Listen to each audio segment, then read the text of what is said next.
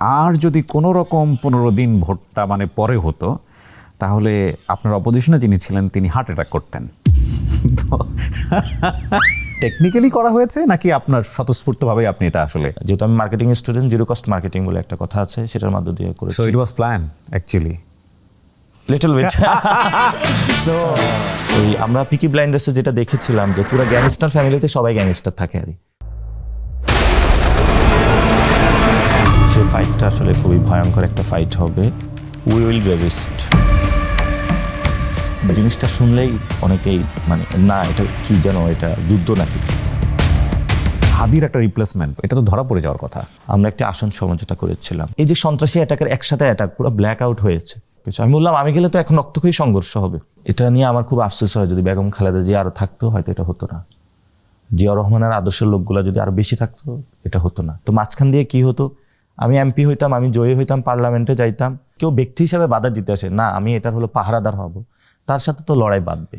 যে পাটোয়ারিকে আপনারা চেনেন, এই পাটোয়ারি আসলে ভেতর বাহির সব জায়গাতেই বারুদ। ও আচ্ছা, কি না কি হচ্ছে, দূরে থাকি। আসসালামু আলাইকুম প্রিয় দর্শক, আপনাদের সবাইকে আমন্ত্রণ জানাচ্ছি All Time bread presents Tarzi Kibria শোতে। আজকে আমার এই অনুষ্ঠানে যিনি আছেন তাকে পরিচয় করিয়ে দেওয়ার প্রয়োজন নেই, তাকে দেখলেই আপনারা চিনবেন এবং তার নামই ব্র্যান্ড হয়ে গেছে বাংলাদেশের রাজনীতিতে সমসাময়িক সময়। নাসিরউদ্দিন পাটোয়ারি, আপনাকে অনেক অনেক ধন্যবাদ আমাদের অনুষ্ঠানে আসবার জন্য। যে আমাকে ইনভাইট করার জন্য আপনাকে অনেক ধন্যবাদ। আপনাকে নিয়ে আসলে আমি মোটামুটি স্টাডি করছিলাম এবং স্টাডি করার প্রয়োজন হয়নি, কারণ আপনার প্রচুর কন্টেন্ট আমাদের সোশ্যাল মিডিয়াতে আসে, একটা দেখলে তো সাজেশন দিতেই থাকে। সো একের পর এক আমি দেখেছি, কিন্তু আমার কাছে সবচেয়ে ইন্টারেস্টিং একটা কমেন্টস যেটা মনে হয়েছে আজকের অনুষ্ঠানে বলে শুরু করা যেতে পারে, সেটা করেছেন আমাদের আরও একজন শ্রদ্ধাভাজন রাজনীতিবিদ যিনি আমার অনুষ্ঠানে এসেছিলেন, গোলাম মাওলা রনি। তিনি লিখেছেন বা তিনি কোনো একটা ভিডিওতে বলেছেন যে আর যদি কোনো রকম 15 দিন ভোটটা মানে পরে হতো, তাহলে আপনার অপোজিশনে যিনি ছিলেন তিনি হার্ট অ্যাটাক করতেন। তো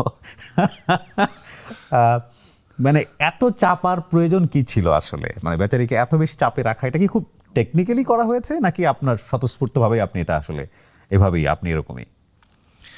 আসলে আমাদের তো হারানোর কিছু নেই, আমরা তো গড়তেছি।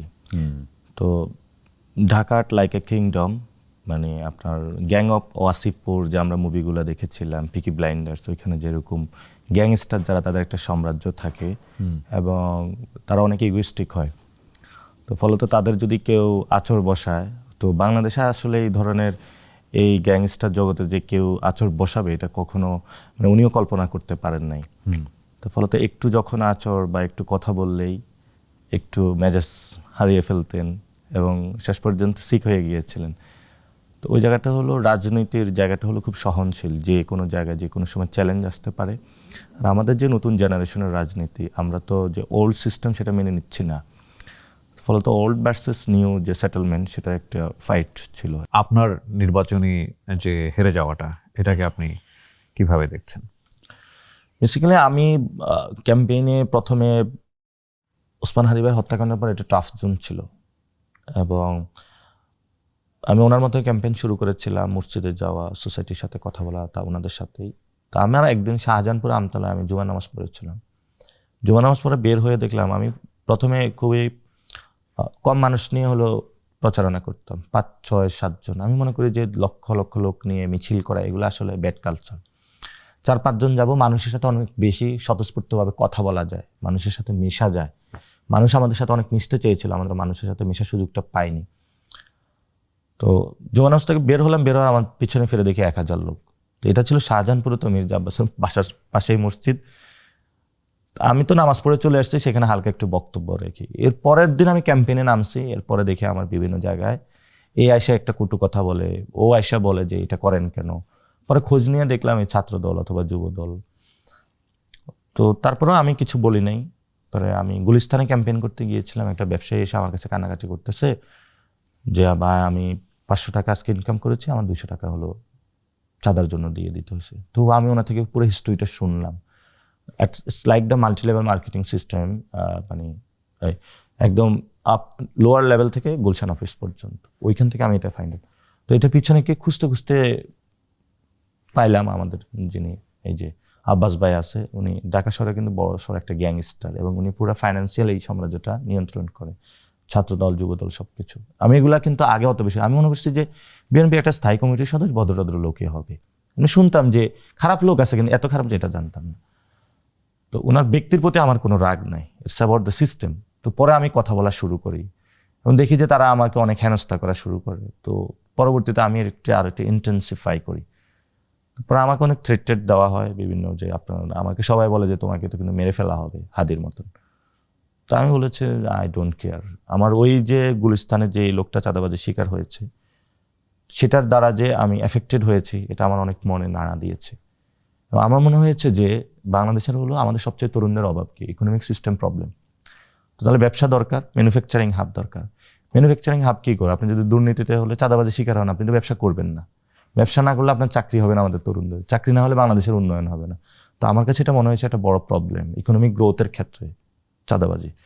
আবার হলো লাইসেন্সিংয়ের ব্যবসা, যেটা হলো দুর্নীতি হয়ে থাকে, ওইটাও বন্ধ করতে হবে।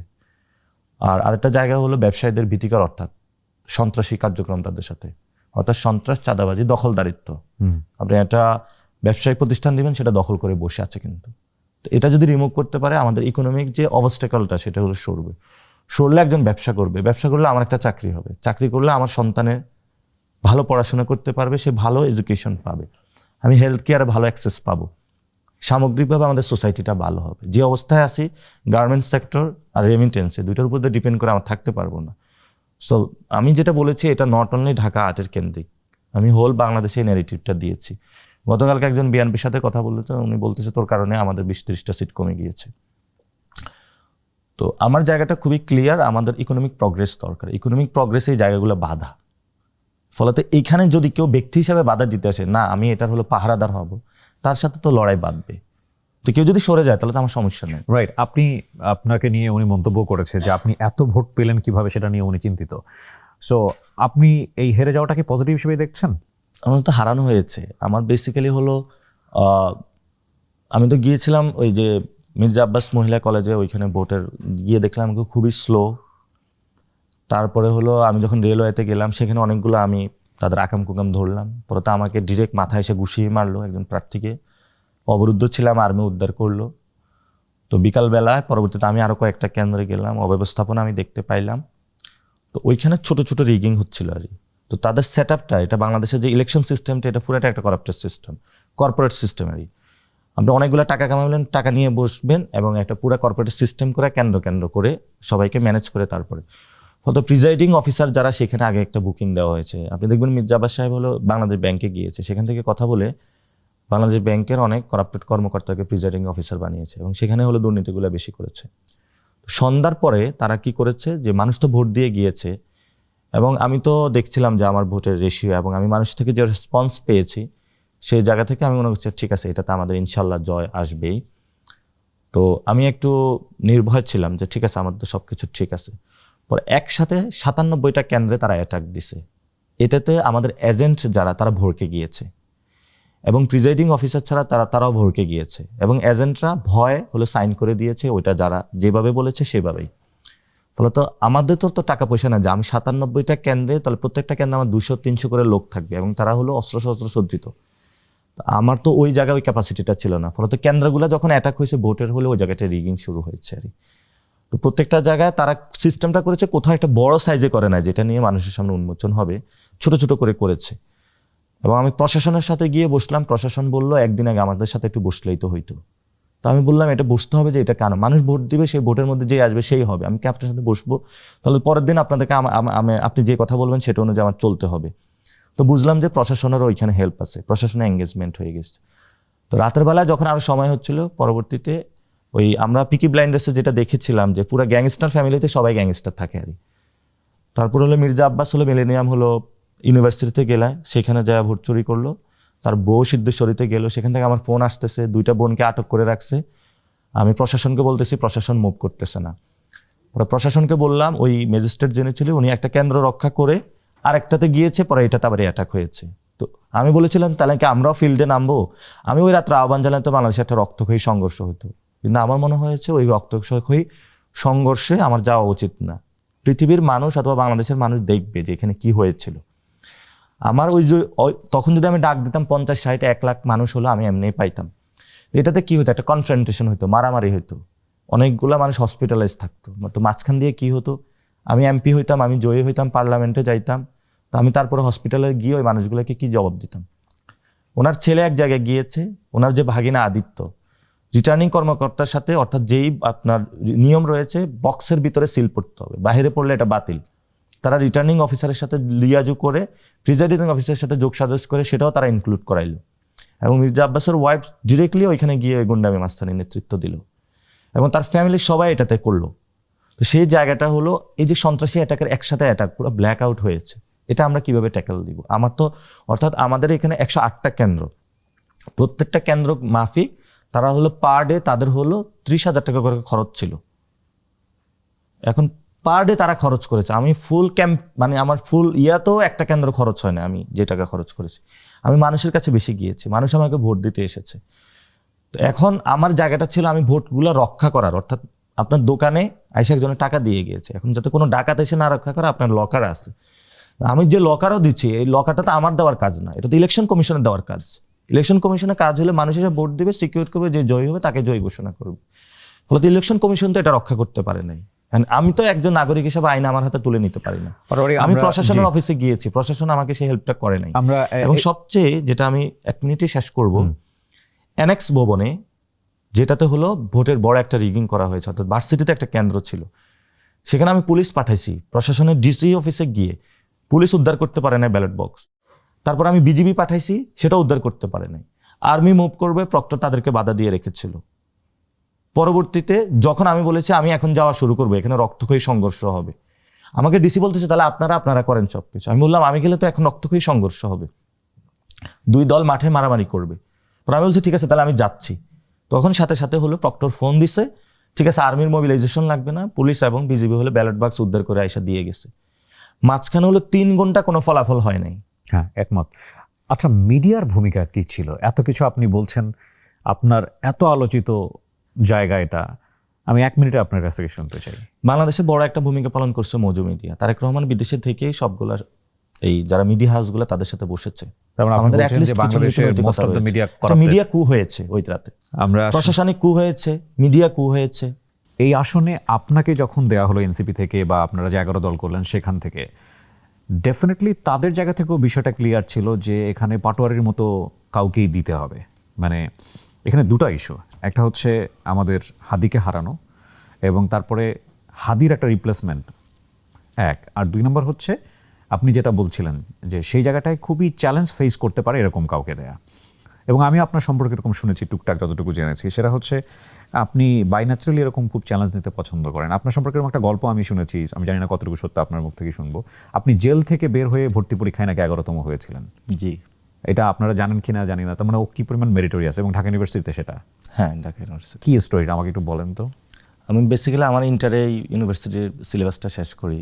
তো আমাদের যে দারুন নাজাতে সাধারণত ওই সময় সব কলেজেই আমরা কিন্তু চিনি জানি যারা ফার্স্ট বয়, তো প্রত্যেকের মধ্যে একটা চ্যালেঞ্জ হতো কি এবার ভার্সিটিতে ফার্স্ট। আপনি দারুন নাজাতের স্টুডেন্ট? আমি দারুন নাজাতে ছিলাম। এই দারুন নাজাত সম্পর্কে সম্ভবত আমাদের আজহারি একটা বক্তব্যে কোনো একটা কিছু বলেছিল যে এত ভালো সিনিয়র্স ছিল।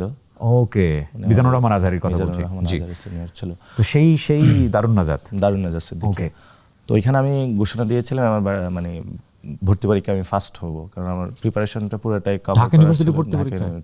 কারণ এটা যার সিলেবাসটা কভার করা থাকে, এটা আমাদের ইন্টার লেভেলে যারা আছে, মানে এটা বুয়েটও অনেক এরকম ঘোষণা দিয়ে থাকে, ঢাকা ইউনিভার্সিটিতে ঘোষণা দিয়ে থাকে। এটা তো খুবই মানে আপনার এসএসসি ইন্টারের রেজাল্ট কি ছিল? 2টাই প্লাস ছিল। ওকে, তারপর আপনি এতটা কনফিডেন্ট ছিলেন? আমার জিকেটাও ফুল কভার করা ছিল, বাংলাও কভার করা ছিল, ইংলিশটাও কভার করা ছিল। মানে এটা কি বি ইউনিটের কথা বলছেন? খ unit, B unit, D unit 2টার জন্যই। ওকে, তারপর কি হলো? তো কোশ্চেন কোথা থেকে করবে? কোশ্চেন তো এখান থেকেই করবে। হ্যাঁ, কোশ্চেন তো আর বাহির থেকে করতে পারবে না, সেখান থেকে করলে এখান থেকে তো আসবে। এবং আমার অ্যাসেসমেন্টের জায়গা ছিল, যারা মিল্লাতে যারা ছিল, নটরডেমে যারা ছিল, ফুলটা আমাদের অ্যাসেসমেন্ট থাকে যে কেমন, এবং সেই কোচিংগুলোতেও যে অ্যাসেসমেন্টগুলো হয় সেই কোচিংগুলোতেও আমি ভালো রেজাল্ট করছিলাম। এবং আমি পরে যখন কোচিং করতে আসছি দেখছি যে আমি ভালো করতেছি, এবং সেখানে আমি প্রথমে একটু ভয় পাইছিলাম যে না কি হয়, পরে দেখলাম যে না সব কিছুই আয়ত্তে আছে। না, কিন্তু আপনি তো ওই সময় তাহলে জেলে গেলেন কিভাবে? ওইখানে ফার্ম গেটে তো সবাই কোচিং করতে আসে। জি, তো আমি ফার্ম গেটে তো আমি মধ্যবিত্ত ফ্যামিলির ছেলে, একটা মেসে উঠি। তো ওই ম্যাচটা হলো শিবিরে ম্যাচ ছিল, যেটা হলো আমাদের দারুন নাজাতের বড় ভাইরা আমাকে এখানে উঠিয়ে দিয়েছে। ওকে, তো ওনারা ভার্সিটিতে চলে গিয়েছে, আমি জিজ্ঞেস করলাম কোথায় উঠা যায়, তো ওনারা বললো আমরা এখান থেকে পাশ করেছি, ম্যাচটার পরিবেশ ভালো। তো তেজকুনি পাড়ায় মসজিদে এটা নামাজের পরে যে হেফাজতে ইসলামের তখন আন্দোলন চলতেছিল ইসলাম নিয়ে। কত সালের গল্প এটা? 13 সালে। 2013 সালে। 13 সালে। ওকে, তো মসজিদে নামাজের পরে আন্দোলন হয়েছিল। তো আন্দোলনের সময় হলো যারা আওয়ামী লীগের তারা আন্দোলনে বাধা দিয়েছিল, কিন্তু মুসল্লি যারা, ওরা তো পলিটিক্যাল না, একদম সাধারণ মুসল্লি, তারা ওকে সাইড করে চলে গিয়েছিল। তো রাতের বেলায় হলো ওই জায়গাতে মেসে পুলিশ আসে এবং আমি বাংলা শিট পড়তেছিলাম। তো এসে সবাইকে মারধর শুরু করে। তো আমি তো তাকায় আছি, এরা কই থেকে আসলো, বড় বড় অস্ত্র সব কিছু। পরে আমাদেরকে মারলো, পরে চোখ বাইন্দা থানা নিয়ে গেল। তো থানা নিয়ে রাখলো, নির্যাতন করলো, রাতের বেলায় ডাকলো, যেদিকে রিমান্ডে নিয়ে গেল। তো আমাকে প্রথমে অনেক মারছে, পরে আমি সেন্সলেস হয়েছে, আবার ধরে নিয়ে গেছে। ওহো, তারপরে পা উপরের দিকে দিয়ে মাথা নিচের দিকে দিয়ে আবার মারছে, মারার পরে আবার সেন্সলেস হয়েছি, আর নিয়ে আসছে। তো আমি তো দারুণতার কারণে আমি দেখা গেছে সব ওয়াক্ত নামাজ পড়ি। তো আমি দাঁড়াতে যাচ্ছিলাম, দাঁড়াতে পারছিলাম না, পরে ডান পা ভেঙে দিয়েছিল তারা। তো আবার নিয়ে আমাকে মারছে। এইরকম আক্রোশ হওয়ার কারণটা কি? মানে আপনার তো কোনো ধরনের ব্যাকগ্রাউন্ড ছিল না যে না, লাইক আমি জিজ্ঞেস করছিলাম যে আমাকে ধরে নিয়ে আসছেন কেন, বললো আজকে 24 জনকে ধরতে হবে, এর মধ্যে তুমিও আছো। মানে তাদের প্রত্যেকটা থানা একটা কোটা থাকতো, পুলিশের উপর একটা বার্ডেন ছিল। এখন যারা অ্যাকচুয়াল ফাইটার তাদের তো আসলে ধরা যায় না, তাদের সব ধরনের অ্যারেঞ্জমেন্ট থাকে, কোথায় পালিয়ে যাবে, কোথায় কি করবে, অথবা যারা ওই সময় পলিটিক্যালি খুবই ওই সময় আন্দোলন করতেছিল। তো ওইখানে হলো শিবিরেরও কিছু লোক এসে রাতে ছিল। তো ওরা এটাকে সেফ জোন মনে করছে, তাদের ফোন ট্র্যাকিং করে আবার এইখানে এসেছে। আমরা একদম অধিকাংশ স্টুডেন্ট ছিলাম এবং আমাদের অনেকের এই জীবনটা ব্যাহত, মানে আমরা যেই এক্সপেকটেশনটা ছিল যে ঠিক আছে একটা ট্রমা ছাড়াই জীবনটা একদম ইউনিভার্সিটি যাবে, ইউনিভার্সিটি ভর্তি হব, টিচার হব বা বিসিএস দিব, এটার মধ্যে ছিল। ওইখানে আসলে জীবনে বাঘটা ঘুরে যায়। তো আপনার পাটা ভেঙে গেল, তারপরে? পা ভেঙে তারপরে আমি তো দাঁড়াতে যাচ্ছিলাম, পরে দাঁড়াতে পারতেছিলাম না। পরে বললো যে তুই তো আসলে শিবির, তুই নামাজ পড়তেছিস। তো আমি বললাম আমি তো নামাজ দারুন নাজাত থেকে পড়ি, দারুন নাজাতে তো আসলে এটা করা যায় না। তো পরে আবার মারলো, মেরে রেখে দিল। তো ওইখানে আসলে জায়গাটা ছিল খুবই স্যাঁতস্যাঁতে, থানার যেটা, এটা আসলে চেঞ্জ করা উচিত বাংলাদেশে। পানি নাই, ওয়াশরুমের খুব বাজে অবস্থা, এবং আপনি যে শুইবেন ওই জায়গাটাও নাই, এবং দিন রাত আপনি পার্থক্য করতে পারবেন না, ছোট একটা বাল্ব জ্বলে। তা আমার বেসিক্যালি ওইখানে তেজগাঁও থানাতে ছিলাম, তো পাশের থেকে মসজিদের আজান দিত যখন, তখন আওয়াজটা একটু পেতাম, ওইটা অনুযায়ী আমি ক্যালকুলেট করতে পারতাম কখন আমি নামাজ পড়বো। তো এটার পরে তো আমার আব্বুকে খোঁজ দেই, সেন্ট্রিকে আমার পকেটে 400 টাকা ছিল। তো এই সময় কিন্তু অনেকে ঘুমও হয়ে যায় যদি বাসায় না জানে। তো পরে আব্বু খোঁজ পাইছে, পরে লয়ারের সাথে যোগাযোগ করছে। তো পরে আমাদেরকে জেলে অর্থাৎ ম্যাজিস্ট্রেট কোর্টে উঠাইছে, ওইখান থেকে পরে রায় দিয়ে পাঠিয়ে দিচ্ছে কাশিমপুর কারাগারে। প্রথমে পাঠাইছে কেন্দ্রীয় কারাগারে, যেটা এখন নাই, এটা পরিবর্তন হয়ে এখন হলো কেরানীগঞ্জে গিয়েছে। তো ওইখানে আমরা 2 দিন ছিলাম। আমার প্রথমে দিছে একটা রুটিটা খুবই মানে খাবার যোগ্য না। পরে আমি এটা পকেটে নিলাম, কারণ এটা আমি খাওয়ার আসলে এটা কীভাবে খাবো এটা আমি হচ্ছিল না। আর পরে খিচুড়ি দিল, খিচুড়িতে আসলে পোকামাকড় মানে একদম এরকম করতেছে। তো পরে জেলের ভিতরে কিন্তু আবার এই রান্না বান্না অথবা খাবার কেনার সিস্টেম আছে, কিন্তু প্রিভিয়াসলি যারা গিয়েছে একজন দেখছিল যে আমার খুব বাজে অবস্থা, পরে আমাকে মানে আমার সকালবেলা থেকে একদম সন্ধ্যার দিকে খাবার দিয়েছিল একটু, পরে ওইটা আমি খেয়েছি। আর ওইখানে একটা নিয়ম আছে যে ইলিশ ফাইল, অর্থাৎ আপনি এইভাবে ঘুমাইতে পারবেন না, এইভাবে, অর্থাৎ ইলিশ মাছ যখন বিক্রি করে এইভাবে জায়গার সংকট। তো সেখান থেকে পরবর্তীতে আবার ওইখানে চালান হয়, মানে একজনকে কিনে নিয়ে যায়, অর্থাৎ 5,000 টাকা 6,000 টাকা, অর্থাৎ আপনি যদি টাকা দেন তাহলে আপনি একটু রিল্যাক্স মোডে থাকতে পারবেন। তো আমার তো এরকম কেউ ছিল না, আমার ফ্যামিলি তো খোঁজ খবর নেই যে আমাকে কেউ কিনে নিয়ে যাবে, বা সাংগঠনিক যারা ছিল বা পলিটিক্যাল যারা ছিল তারা তো হেল্পিংয়ের জায়গাটা ছিল। তো একজন প্রফেসর ছিল, উনি হলো ঠিক আছে তাহলে উনিও আমার সাথে যাক। পরে দিন হসপিটালে 1 রাত ছিলাম, পরে তো আমাদেরকে ওইখান থেকে আবার শিফট করে কাশিমপুর কারাগারে হাই সিকিউরিটি জেলে পাঠালো। ওইখানে 4 মাস মতন ছিলাম, 3 মাস 17 দিনের মতন ছিলাম ওইখানে। আমি পরবর্তীতে তো ইউনিভার্সিটি প্রিপারেশনটা একটু থমকে যায়, পরে ওইখানে আবার বই নিয়ে আবার প্রিপারেশনটা শুরু করি, এবং পরবর্তীতে বের হওয়ার পরে ভার্সিটি পরীক্ষা হয়, পরীক্ষার পরে এই তো রেজাল্ট হয়। So you got the position 11, হ্যাঁ 11তম। 11তম। ও ওয়াও! যে পাটোয়ারিকে আপনারা চেনেন, এই পাটোয়ারি আসলে ভেতর বাহির সব জায়গাতেই বারুদ, বাই দ্য ওয়ে। সো 11 হওয়ার পরে আমি শুনেছি 11 হওয়ার পরে ও স্যাটিসফাইড ছিল না এবং ও ফাইন্ড আউট করার চেষ্টা করছিল ওর তো আসলে 1 হওয়ার কথা, কেন হতে পারল না, রাইট? না, তখন তো এটা মেনে নিয়েছি যে মানে আমি ফাইন্যান্স ডিপার্টমেন্টও পাইতাম, অ্যাকাউন্টিংয়ে পাইতাম। তো এক ম্যাম বলতেছিল যে তুমি মার্কেটিং নাও, উনি সিনিয়র মেম্বার ছিল আফরিন ম্যাম। তো আমি এখন যেখানে থাকি পরিবাগে, ওই আফরিন ম্যামের ফ্ল্যাটে ছিল, পরে ওনার ইউএসএ চলে গেছে, আমাকে এটা বলেছে তুমি এখানে থাকো। তো ম্যাম বললো যে বাইভাতে ছিল যে তুমি মার্কেটিং নাও, পরে আমি মার্কেটিং নিয়েছিলাম। হোপসো এটাই হয়তো ক্যাম্পেইনে একটু কাজে লেগেছে মার্কেটিং। Okay fine. সো আপনি একদমই ট্র্যাডিশনাল ওয়েতেই পড়াশোনা করছিলেন নাকি এই রাজনীতির সঙ্গে আপনার কোনো ধরনের যুক্ততা ছিল, বা রাজনীতির বাইরেও যদি আমি বলি সবসময় নাগরিক অধিকার নিয়ে সোচ্চার হওয়া, এই ব্যাপারগুলো থেকে আপনি ইনভলভ ছিলেন? আমি ছোটোবেলায় পলিটিক্যাল পড়াশোনা করতাম, বিকজ আমাদের ফ্যামিলি পলিটিক্স করতো না, বাট পলিটিক্যাল জায়গাটা কনসিয়াস থাকতো। আমি কমি মাদ্রাসায় পড়াশোনা করেছি, সেখানে বিভিন্ন যে পত্রিকাগুলো সেগুলো আমি পড়তাম, এবং সেখানেই বেসিক্যালি যে হিস্টোরিক্যাল মডার্ন ইসলামিক যে হিস্টোরিক্যাল সে জায়গাটা পড়ে, আব্বাসীয় খেলাফত, এটা তো আমাদের সিলেবাসেই ছিল। এবং পরবর্তীতে আমি যখন দারুন নাজাতে আসি, তো ফার্স্ট বয় যারা তাদেরকে তো আসলে শিবির টার্গেট করে, তো ওইখানে বেসিক্যালি শিবির করা নিষিদ্ধ ছিল। তো ওইখানে আমি কর্মী হয়েছিলাম দারুন নাজাতে। ওকে। তো ওইটার পরে শুনি যে আমাকে বের করে দিবে। তো বেসিক্যালি ওইখানে আমাদের আসলে যে মারামারি অথবা রাজপথে এটা ছিল না, অর্থাৎ এখানে মডার্ন যে স্টেটগুলো আছে এখানে ইসলামের ইমপ্লিমেন্টেশনটা কি, ওই জায়গাটা আমি বোঝার চেষ্টা করেছিলাম। এবং সেখানে আমাদের তো তরিকার মাদ্রাসা ছিল, অর্থাৎ সারসিনা সরসিনা তরিকার মাদ্রাসা, আমি ওইটারও দায়িত্বে ছিলাম, ছাত্র হিজবুল্লাহরও দায়িত্ব ছিলাম, কারণ বাই ম্যান্ডেটরি ছাত্র হিজবুল্লাহ করতে হতো। ফলত ওইখানেও তো একটা তরবিয়ত এবং তালিম যেটাকে বলতো, দুইটারও পলিটিক্যালেরও মিশ্রণ ছিল।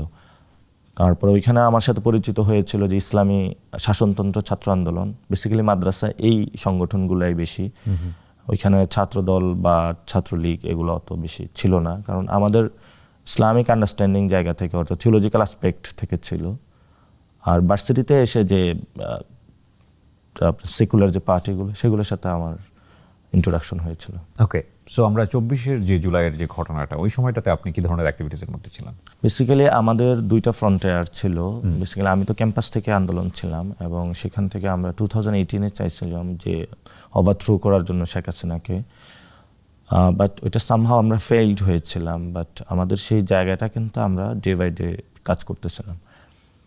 তো আন্দোলনটা যখন হচ্ছিল, আন্দোলনে যখন এমন একটা জায়গা চাচ্ছিল যারা পলিটিক্যাল ফেস ছিল না, তো ওই সময় নাহিদরা ছাত্র শক্তি গঠন করে। এর আগে আমরা একটা স্টেপ নিয়েছিলাম যে আমরা পলিটিক্যাল পার্টি গঠন করব করোনার পরেই, কিন্তু আমাদের কাগজপত্র গুছানো হয় নাই, যার জন্য আমরা গঠন করতে পারি নাই। আমরা ওই সময় একটা সমাধানে পৌঁছি যে মানুষ, এই যে ছাত্র যে সংগঠনগুলো এগুলো কিন্তু লেজুর ভিত্তি হয়, তাহলে আমরা যদি একটা লেজুর ভিত্তি না করে একটা ইন্ডিপেন্ডেন্ট অর্গানাইজেশন করি, we can fight for the students. ওই আইডিয়া থেকে এই ছাত্র শক্তিটা হয়েছিল, এবং আক্তার হোসেন নাহিদকে সেটাকে দায়িত্ব দেওয়া হয়, because they were the running student. আমাদের দুইটা ভাগ ছিল, আমরা যারা সিনিয়র ছিলাম আমরা আন্দোলনকে দুই ভাগে বিভক্ত করেছি। যারা ফ্রন্টায়ার ছিল ওইখানে আমরা কলাভবন কেন্দ্র, সেটাতে হাসনাত অ্যাড হয়েছে, সায়েন্সকে কাভার করার জন্য সার্জিস অ্যাড হয়েছে, আর টিএসসির জায়গাটা হলো নাহিদ বুঝতো, ফলত তিনজনের একটা প্যাকেজ ছিল। আর বিহাইন্ড দ্য সিনে যারা স্টুডেন্ট নয় তাদের একটা ফুল সাপোর্ট বডি ছিল, লাইক দ্যাট জুডিশিয়ারি থেকে শুরু করে, ব্যুরোক্রেসি থেকে শুরু করে, ইন্টারন্যাশনাল কমিউনিটি সাপোর্টিং বডি থেকে, এবং যারা সিনিয়র নেতৃবৃন্দ তাদের সাথে কথা বলা, এই জায়গাটা হলো আমাদের কাজটা ছিল। তো নাম কি হবে আন্দোলনের, যেমন আমি বলেছিলাম সোনার বাংলা আন্দোলন, বিকজ আমার জায়গাটা ছিল যদি সোনার বাংলা করতে পারি, বৈষম্য বিরোধীর পর এই জায়গাটা আমরা বাংলাদেশ পুনর্গঠনে এটা কাজে লাগাইতে পারবো, আমি ব্রডার অ্যাসপেক্টে দিয়েছিলাম। বাট যারা রানিং স্টুডেন্ট তাদের মধ্যে ওই জায়গাটা ছিল না, তারা বলছে এখন এই ধর্মার তক্তা পেরে যে একটা থাকে না, এই যে এখন কারেন্ট যেটা, তারপরে সেটা অ্যান্টি ডিসক্রিমিনেশন এসেছিল। তো এরপর আন্দোলন শুরু হয়েছিল, এবং আমরা বুঝছিলাম যে শেখ হাসিনা যখন সুপ্রিম কোর্টের এই রায়টা তারা রিভ্যাক করলো, তখনই বুঝছিলাম তার কোনো ব্যাড ইন্টেনশন আছে। তো আমরা ওইটা দিয়ে তাকে ক্যাপচার করা শুরু করছি। তো আন্দোলন যখন একটা পর্যায়ে আসে তখন দেখা গেছে যে স্টুডেন্টদের এঙ্গেজমেন্টটা অনেক বেশি বাড়তে শুরু করে। আর বেসিক্যালি আন্দোলনগুলোতে হয় মানে কারেন্ট কোনো সলিউশনের জন্য ওই সময় ছোটো ছোটো চাকরি পাচ্ছিল না অনেকে, কোটা বিরোধী আন্দোলন। তো এটাতে যখন ভায়োলেন্ট আকারে তারা রূপ দিল তখন তো বেসিক্যালি প্রথমে আমি অত ইন্টারেস্ট ছিলাম না, বা কারণ আমার 2018 যে কোটা মুভমেন্ট সেটা থেকে খুব ব্যাড এক্সপিরিয়েন্স আছে আমার। তো আমি বলছিলাম যে কোটা বিরোধী আন্দোলনে এটাতে না, যদি হাসিনা স্টেপ মুভমেন্ট সেটাতে আমি রাজি আছি। তো তারা বললো যে ঠিক আছে আমরা দেখি কি হচ্ছে আগে, হাসিনা যেহেতু এটা নিয়েছে, এটা শুধু নট অনলি কোটা, এটা তার আর বড় ব্যাড ইন্টেনশন আছে, আমরা একটু ট্রাই করে দেখি। তো সেখান থেকে পরবর্তীতে আন্দোলন শুরু হলো, আন্দোলন এগোচ্ছিল, আমরা বিহাইন্ড দ্য সিনে সব ভাইয়ের সাথে যোগাযোগ করলাম। কারণ আমাদের এই যেমন স্টুডেন্টদের মধ্যে একটা ক্যাম্পাসের পরম্পরা থাকে, আমাদের পলিটিক্যালও কিছু পরম্পরা থাকে আর যে প্রিভিয়াসলি কারা করেছে, কারা করেছে, কোথাও যেমন আমাদের ডাকসু আন্দোলন হয়েছিল। কিন্তু 2018 থেকে যদি আপনাদের টার্গেট থেকে থাকে যে হাসিনা স্টেপ ডাউন, একটা মুভমেন্টের দিকে যাওয়া বা আলটিমেট টার্গেটটাই ওটা, তো আপনারা যখন এই ধরনের সংগঠন করছেন, হাসিনার গোয়েন্দা বা যারা ছিল সেখান থেকে এটা তো ভেরি রিস্কি একটা জব, এটা তো ধরা পড়ে যাওয়ার কথা। আমরা একটু ইনভিজিবল ছিলাম, আমাদের পাঠচক্র চালাইতাম। আচ্ছা। এবং এটা এত ছোট ছিল যে এটা মানে তারা টের পায় না, এবং টেকটিক্যাল ওয়াইতে এক একজনে এক একটা দায়িত্ব পালন করেছি আমরা, লাইক দ্যাট। কেউ দেখেছে পলিটিক্যাল জায়গা, কেউ দেখেছে থিওরির জায়গা, কেউ দেখেছে স্ট্র্যাটেজির জায়গা, কেউ দেখেছে ফাইন্যান্সের জায়গা, এবং প্রত্যেকে আমরা কিন্তু ইন্ডিপেন্ডেন্ট। আমরা কোনো কম্বো একসাথ না, একটা ব্যক্তি না, প্রত্যেকের আলাদা স্ট্র্যাটেজি আছে, প্রত্যেকে আলাদা ওয়েতে। কিন্তু যখন এটা একসাথ মিলা হয় তখন এটা একটা শক্তিশালী জায়গা আছে। এবং সেই জায়গাটা যখন আন্দোলন শুরু হয়েছে প্রত্যেকের জায়গাটা কাজ করছিল, লাইক দ্যাট আমরা কোথায় মিছিলটা করব, কোন দিকে যাবে, কিভাবে করব।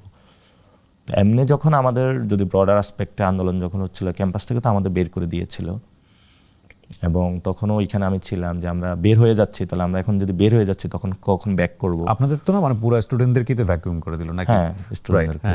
কিন্তু আমাদের হাতে লিডিং পয়েন্টটা ছিল, আমার জায়গাটা ছিল আমি একটু সামনেকে একটু বুদ্ধি পরামর্শ বেশি দেই। কারণ মানে আমার কাছে বাংলাদেশের পলিটিক্সটা খুবই ক্লিয়ার। সো এটা এখন কোথায় যেতে হবে, কোথায় কী করতে হবে, আই নো দ্য ফ্যাক্টস।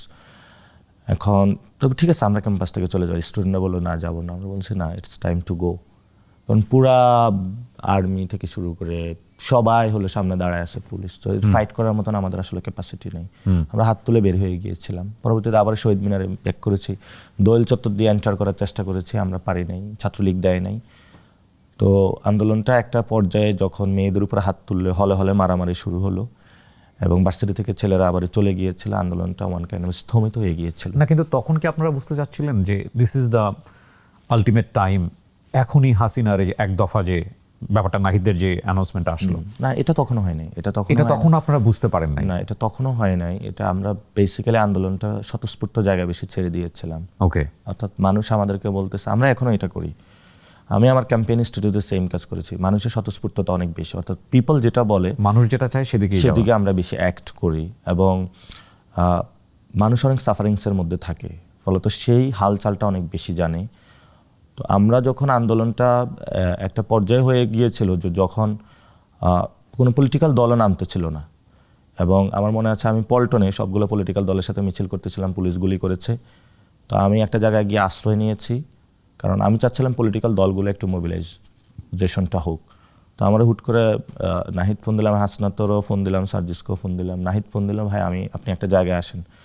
পর আমি পল্টন থেকে বেড়াইদ, যে আসনটা এখন নাহিদের, 7-8 কিলো হলো, আমার পায়ে জুতা ছিল না, আমার হেঁটে গিয়েছি, এবং রাস্তার এমন অবস্থা ছিল যে ওইখানে যুদ্ধ অবস্থা, এবং রাস্তায় আমি অনেক লাশ দেখেছি, এবং আমি গলির একটা মুখ থেকে আরেকটা মুখে বের হয়েছি, ওইখানে শুটিং চলতেছে, মানে এলাকাবাসীর সাথে পুলিশের ধাওয়া পাল্টা দেওয়া। এবং আমি যখন বনশ্রীর এই পাশ থেকে ওই পাশটা ক্রস করি, কারণ আমি যে এই পাশ দিয়ে রাস্তা দিয়ে হেঁটে যাবো অবস্থা, ওই সময় থানা জ্বালাই দিয়েছিল, যার জন্য আমার ক্রস করা পসিবল ছিল না। তো একটা সাঁকো আছে, বাঁশের সাঁকো, অর্থাৎ আপনি এটা দিয়ে পার হয়ে যেতে হয়। তো ওইটাতে বাঁশের সাঁকোটাও জ্বালাই দিছে, কারণ পুলিশ গিয়ে কি করে, ওই সাঁকো দিয়ে যায় এলাকাবাসীর উপর আক্রমণ করে যারা আন্দোলন করতে আসে। তো আমি একটা বাঁশ দিয়ে ওই সাঁকোতে ফালাইছি, পরে সাঁকোটাতে দিয়ে, মানে এটা ধরার পাশ তো কিছু ছিল না, ডলতে হলো ওই পাশে, আল্লাহ কীভাবে যে নিয়ে গেছে। পরে গ্রামের ভিতর দিয়ে হেঁটে হেঁটে একজন আমাকে সহযোগিতা করেছে, ওইখানে গিয়ে উপস্থিত হয়েছি। পরে আমার ফোনও আমার সাথে, নাহিদের ফোনও আমার সাথে। পরে ওই দিন তো আব্দুল কাদের 9 দফা দাবি দিল, এগুলো নিয়ে আমাদের কথাবার্তা চলতেছিল। হাসনাত সার্জিসকেও যে টোনা আমরা পেলাম মনে হইলো তার কোনো গোয়েন্দা সংস্থার কাছে। তো নাহিদ বললো যে ভাই অপশন কি? আমরা বলতেছিলাম অপশন একটাই, ভিজিবল থাকতে হবে, আমরা মরে যাই কিন্তু ভিজিবল থাকতে হবে, আমাদের পালানোর কোনো ওয়ে নেই, যে অবস্থায় তখন এসে গিয়েছিলাম আমরা। আমি শর্ট করে বলেছিলাম। তো পরবর্তীতে আমরা একসাথে রাতে ঘুমাইছি, পরে রাতে অনেক গোয়েন্দা সংস্থার অনেক লোক আসছে, তো আমরা ছাদে চলে গিয়েছিলাম। তো ছাদে যাওয়ার পরে ওরা গোয়েন্দা সংস্থা অনেকেই উপরে উঠতেছিল। তো প্রথমে ওরা নাহিদকে দেখে, নাহিদ আমাকে বলে যে ভাই আপনি পিছনে যান, যদি দুজনে চলে যায় আমি যে গুম হবো এটা আসলে আমি টের পাবো না। তো পরবর্তীতে নাহিদকে গোয়েন্দারা দেখেই বলল যে পাইছি। তো তারপরে তাকে নিয়ে গেল। তা আমি তো সারা রাত অবস্থা খারাপ, যে বাসায় ছিলাম ওই বাসায় আমাকে আর ঢুকতে দিতেছিল না, তারা দরজা টরজা আটকায় বসে আছে। আমি সারা রাত ছাদে বসেছিলাম এবং ফোন দিতেও সাহস পাচ্ছিলাম না, বিকজ দ্যাট আমার তো ফোন ট্রেস করা, এবং ফোনে যদি কোনো রিং হয় সেটা তো টের পাবে। তো আমি সকালবেলায় ওনারা আমাকে এসে একজন বলে গেল, যে বাসার যে মহিলা ছিল, যে আপনি সকালবেলা থাকতে পারবেন, আপনারা এখনই বের হইতে পারবেন। আমি বললাম আমি এখন বের হয়ে কই যাবো, আমার তো এখনই গ্রেপ্তার করবে, আপনি আমাকে স্পেস দেন একটু সকালবেলা পর্যন্ত, আমি ছাদেই বসে থাকি, আমার তো নাহিদকে তো আমি পাবো না সকালবেলা, কারণ বিকজ তাকে যদি গুম করে ফেলে আমি তো এটা জানানোর মতো না, আমাদের কেউ নেই। তো আমাদের ইন্দির মধ্যে তো সব কিছুই আসলে অফ করে দেওয়া হয়েছে, কমিউনিকেশন। পরে আমি সকালবেলা বের হয়ে দেখি যে পুলিশ টুলিশ অনেক। তো পরে আমি একটা সবজি দোকানে ঢুকলাম, একটু সবজি কিনলাম 2 কেজি। তো একটু পরে আমি আবার আমার কাছে মোবাইল, তো একটু পরে আবার হাঁটলাম, দেখি যে আমার পিছনে গোয়েন্দা সংস্থা। তো বুঝলাম যে আমার মোবাইল ট্রেসড। তো পরে আমি একটু পরে একটা ব্রিজ ছিল, ওইখানে মোবাইলটা ফালাই দিছি। তো ওইখান থেকে যাওয়ার পরে 2টা রাস্তা, একটা একদিকে একদিকে, তো আমি মোবাইলটা এদিকে ফালাইছি। মোবাইলের সাথে সাথে তাদের ট্রেসিংটা এদিকে গিয়েছে, ফলে তো গোয়েন্দা সংস্থা গাড়ি এদিকে গিয়েছে, আমি ওদিকে গিয়েছি। পরবর্তীতে আমি পুরো পলিটিক্যাল সার্কেলে খোঁজ দিলাম, প্রথম আলোর আসিফ ভাইকে ওইখানে পাঠাইলাম, ট্রেস করলাম, ওভার দ্য হোল ডে খোঁজার পরে ফাইনালি আমি বিকালবেলা নাহিদকে খুঁজে পাইলাম ডিবি অফিসে, এবং সকালবেলা থেকে গুম ছিল। এই হলো সিচুয়েশন ছিল। তারপরে তো ওনারা বের হলেন এবং বের হওয়ার এরপরে আমার ওই সময়টা কেটেছে, দেখা গেছে যে পরবর্তীতে তাকে একটা রাস্তার পাশে হয়তো ফালাই গেছে। পরে হুট করে ফোন দিল, ভাই আপনি কোথায় আছেন? আমি হসপিটালে গণস্বাস্থ্যে গেলাম, ওইখানে তো ডিজিএফআই যারা ছিল তারা সবাই সারাউন্ডেড করে রাখছে। তো ঢাকা শহরে তৎকালীন সময় চলাফেরা করা অনেক টাফ ছিল, আমার 7-8টা গোয়েন্দা সংস্থা দিয়ে ফাঁক দিয়ে চলতে হইতো, কারণ ওইখানে ফাইন্যান্স ম্যানেজ করা, ইনফরমেশন ফ্লোটা জারি রাখা। তো দেখা গেছে আমি ফুল রিস্ক নিয়ে ওইখানে গিয়েছি। সামহাউ এই সময়টাতে সরকারের ভেতর থেকে কোনো ধরনের কোনো সহযোগিতা আপনারা পেয়েছেন? সরকারের ভেতর থেকে আমি বলতে বোঝাচ্ছি যে অ্যাডমিনে যারা ছিল, গোয়েন্দাতে যারা ছিল, পুলিশের ভিতর থেকে ছিল, যেহেতু আপনাদের একদমই না এই ধরনের না, কারণ আমরা তো ওই সময় হাসিনা আমল থেকে আবরার ফাহাদে যখন হত্যাকাণ্ড হয়েছিল ডাকসু মুভমেন্ট, তখন থেকে আমরা এই জিনিসগুলো আস্তে আস্তে রপ্ত করতে শুরু করি, ওকে, কিভাবে তাদের চোখ ফাঁকি দেওয়া যায়। আমি কিন্তু বর্ডার মানে সীমান্ত হত্যার বিরুদ্ধে 54 দিন আন্দোলনে বসেছিলাম। তো আমি শুধু এটা বাংলাদেশ না, ইন্ডিয়ার বিরুদ্ধে এবং বসেছিলাম। সেটা আপনি একাই অলমোস্ট। আমি একাই বসেছিলাম, এটাতে কেউ আর সাহস পায়নি, এবং Bangladesh is the first movement about this matter, fact বেসিসে অ্যাবাউট দ্য বর্ডার কিলিং, এবং সাউথ এশিয়াতে এই ধরনের মুভমেন্ট কমই হয়েছে। আমার এটা নিয়ে অনেক রিসার্চ চলতেছে ওই মুভমেন্টটা নিয়ে। তো সেই সময় আমার সাথে দেখেছিলাম 7টা গোয়েন্দা সংস্থা আমাকে যখন উঠে নিতে চেয়েছে, তখন কিন্তু আমি জানি বাংলাদেশে তারা কীভাবে অ্যাক্ট করে। তো আমার তখন তো আসলে আমার ওয়াইফ আবার প্রেগনেন্ট 9 মাস, আমার সেই সময়টা একদিকে হলো বাসা, তো আমি তখন তো সময় দিতে পারি না। আমি রাস্তায় আমি ওই হসপিটালে তাকে যে ডাক্তার দেখাতাম, আমি ওই স্লিপগুলো নিয়ে ঘুরতাম। ফলত আমাকে যখন আর্মি আটকাইতাম আমি বলতাম হসপিটালে যাচ্ছে, আমার ওয়াইফ প্রেগনেন্ট। তো এটা দিয়ে অনেকটা ফাঁকি দিয়েছি, কারণ একটু পরে গিয়ে দেখতাম একটা গাড়ি জ্বালানো অবস্থায়, লাইক দ্যাট ইরাক ইরানে যে যুদ্ধগুলো হয়, আমরা যে সিনারিগুলো ওই সময় রাস্তার সিনারিগুলো ওই তেমনই ছিল আসলে। বিভিন্ন জায়গায় আর্মি, বিভিন্ন জায়গায় হলো গাড়ি পোড়ানো অবস্থায় রয়েছে, মারামারির চিহ্ন, ইট পাটকেল পড়ে আছে। আপনাদের এই পাট চক্রের জায়গা থেকে, মানে আপনারা যে গ্রুপ অফ পিপল মিলে এই ধরনের কাজ করছিলেন, আপনাদের ফিউচার পাথ কি ক্লিয়ার ছিল? লাইক আপনারা কি করতে যাচ্ছেন? আমাদের এখনও সব কিছু ক্লিয়ার। আমাদের কাছে মনে হয় যে আমরা তো একটা civilization, Bengali civilization, like that Persian civilization. তো আমাদের যে ডেল্টা বেসিন, এই ডেল্টা বেসিনে তো অনেক মানুষ আছে, যেখানে অস্ট্রিক, দ্রাবিড় অনেকে এসে একসাথ হয়েছে। তো এই মানুষগুলো একটা সময় তাদের কিন্তু একটা স্টেটের প্রয়োজন ছিল, যখন সোসাইটি থেকে স্টেট হয়ে উঠলো। এই মানুষগুলো আসলে কখনো স্টেট গঠন করতে পারে নাই। 47-এও চেয়েছিল, 71-এও চেয়েছিল। তো 71-এ অবশেষে সফল হয়েছে, কিন্তু আমরা আংশিক পেয়েছি। আমাদের অনেক ভাই কিন্তু আরও পাশে পড়ে আছে। এটা ব্রিটিশ শাসনের কারণেই হয়েছে। ফলত এই মানুষগুলো তো ডিগনিটি নিয়ে পৃথিবীতে বসবাস করতে চায়। ফলত আমাদের নিজস্ব ভাষা আছে, আমাদের নিজস্ব চিন্তা আছে।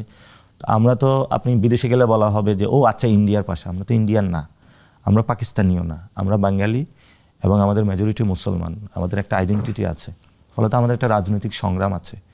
এই সংগ্রামটা তো পৃথিবীবাসী জানে না, এই মানুষগুলো জানাতে হবে।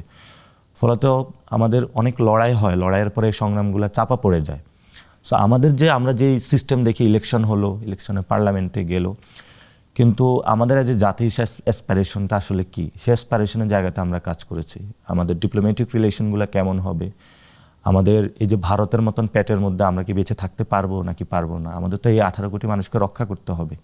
এখান থেকে মানুষগুলো চলে যাচ্ছে বিদেশে, তো এখানে তো যে মানুষগুলো রয়েছে, যিনি একজন কৃষক, উনি তো বিদেশে যেতে পারছে না, তাহলে আমি তাকে কিভাবে রক্ষা করব, ওনার ভাষাকে কিভাবে রক্ষা করব, ওই মানুষটার জীবন সংগ্রামকে আমি কিভাবে রক্ষা করব, আমার যারা ফিউচার যারা আছে আমরা তাদেরকে কিভাবে রক্ষা করব, সেই জায়গাটা তো আমাদের দাঁড়াতে হবে। তো এই জায়গাটা আমাদের পলিটিক্যাল আন্ডারস্ট্যান্ডিং, এটা অনেক জায়গায় এই লড়াইটা শুরু হয়েছে। এটা যারা যারা কুর্দিশ তাদেরও আছে, পুরো বিশ্বের অনেক জাতিসত্তার আছে। আপনি ঐতিহাসিক যে ব্যাখ্যাটা করছেন সেই ব্যাখ্যার জায়গাতে আমি ডেফিনেটলি আপনার সঙ্গে একমত, কিন্তু পাথ যদি ক্লিয়ারই থাকে তাহলে আমরা জুনে দেখলাম হাসিনা সরকারের পতন হলো, এবং পতনের পরে যে অ্যাক্টিভিটিসের মধ্য দিয়ে আমরা দেশটাকে এগিয়ে নিলাম বা নির্বাচন পর্যন্ত, এটা কি আপনাদের প্ল্যান মতোই হয়েছে, বা আপনারা যে এক্সপেকটেশন করেছেন সেই এক্সপেকটেশনের জায়গা ঠিক ছিল? এক্সপেকটেশন অনুযায়ী হয় নাই। বেসিক্যালি পরিবর্তনটা যখন হয়, পরিবর্তনটা সব জায়গা থেকে হতে হয়। আমাদের গণ অভ্যুত্থানে ব্যুরোক্রেসি থেকে কোনো মিছিল বের হয় নাই, মিলিটারি থেকে বের হয় নাই, সিভিল সোসাইটি থেকে বের হয় নাই। যখন সর্বাংশে এই ধরনের মানুষের মধ্যে দোতনাটা সৃষ্টি না হয়, তখন কালেকটিভ ওয়েতে পরিবর্তনটা হয় না। স্টেট তো অনেকটা বিষয়ের কালেকটিভিজম, এবং সেই জায়গাতে অনেকগুলো ইনস্টিটিউশন রয়েছে, অনেকগুলো জনসমষ্টি রয়েছে। তো এটাতে আমরা বলে গেলে রাজনৈতিক জনগোষ্ঠী গঠন। তো আমাদের জনগোষ্ঠীটা পলিটিক্যাল ওয়েতেও এখনো হয়ে ওঠে নাই। গ্রিক অ্যাথেন্সের মানুষ যখন পলিটি হয়েছিল, আন্ডারস্ট্যান্ডিংয়ের মধ্য দিয়ে কিন্তু একটা নগরী তারা গঠন করেছিল। আমরা সেই জায়গাটা এখনো যাইনি। তো ফলত আমরা যেটা ডেলিভারি করেছিলাম, আমি তো সরকারের অংশ হই নাই, আমি পলিটিক্যাল মেসেজগুলো ইয়াং জেনারেশনের কাছে ডেলিভারি করেছি। যারা অংশ হয়েছে, আমাদের যারা উপদেষ্টা হয়েছে, তাদের ওই জায়গাটা চিন্তাটা ছিল না, ফলত তারা ওই জায়গাটা ফুলফিল করতে পারে নাই। আর যদি সর্বাংশে জিনিসটা বিপ্লবে রূপান্তরিত হতো, তাহলে আমাদের যে স্বপ্ন ধরা, যে আমরা যে দেশটা চাই, সেটা আমরা পরিবর্তন করতে পারতাম। তো আমরা যখন কাজ শুরু করেছি, এর মধ্যেই তো 5-6 দিনের মাথায় তো শুরু হলে ইলেকশন দিতে হবে, ইলেকশন দিতে হবে। এখন আপনি ইলেকশন, গণতন্ত্র মানে তো না যে একদিন ভোট দিলেন এটা গণতন্ত্র। আপনার নির্বাচন কমিশন, দুদক থেকে সবগুলো ইনস্টিটিউশন ঠিক আছে কিনা, এটা হলো ডেমোক্রেটিক। এবং অনেকেই তো ধরনের কথা বলেন যে বিপ্লবটা কেন হলো না। বিপ্লব হয় না, ওই যে বললাম না, যে পলিটিক্যাল জনগোষ্ঠী। এটা কি করা যেত না ওই সময়টাতে? এটা তো যে স্টেক হোল্ডাররা আপনার ওই সময়টাতে এক ধরনের মানুষের সাপোর্ট ছিল যাদের, তারা কি চাইলে ভবিষ্যৎটাকে দেখতে পারতেন না? বা না, এটা তো 5 তারিখে সকালবেলা যখন সবগুলো পলিটিক্যাল দল ক্যান্টনমেন্টে চলে যায়, তখন আপনি কিভাবে আর পারবেন?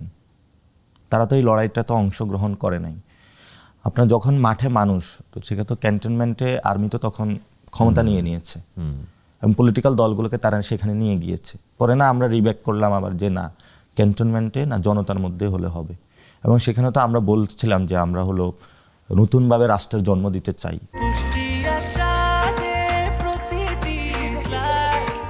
ব্রেকফাস্ট, টিফিন কিংবা স্ন্যাক টাইমে মজাদার আয়োজন মানে অল টাইম ব্রেড। আপনাদের বর্তমান দল এনসিপির সঙ্গে জামাতের যে প্যাকটা, সেই প্যাকটাও এক ধরনের ফিউচারিস্টিক জায়গা থেকে এক ধরনের পরাজয় কিনা? আমি আপনাদের দলেরই একজনের ইন্টারভিউ করছিলাম এখানে, সামান্তা, যার ইডিওলজির জায়গাটা আমার কাছে আমি খুব ইনফ্লুয়েন্স হয়েছি, তার বক্তব্যের জায়গাটা থেকে। যে একটা থার্ড ডাইমেনশন বা একটা থার্ড ডাইমেনশন আমি বলবো না, যে তৃতীয় শক্তির যে উদ্ভব হচ্ছিল এনসিপিকে চিন্তা করছিলাম আমরা, সেই জায়গাটা হারিয়ে গেল কিনা জামাতের সঙ্গে প্যাক্ট হওয়ার পর? না, ওই শক্তিটা হারায়নি।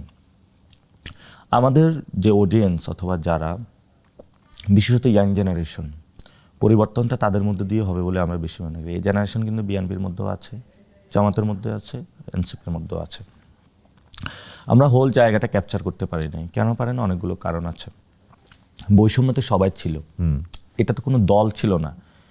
পৃথিবীর আপনি যতগুলো হিস্টোরিক্যাল ডেটা ঘাটবেন, সেই জায়গাটাতে আপনি দেখবেন না এই ধরনের স্বতঃস্ফূর্ত কোনো আন্দোলন হয়েছে। এটা পৃথিবীতে অন্যতম একটা আন্দোলন হয়েছে।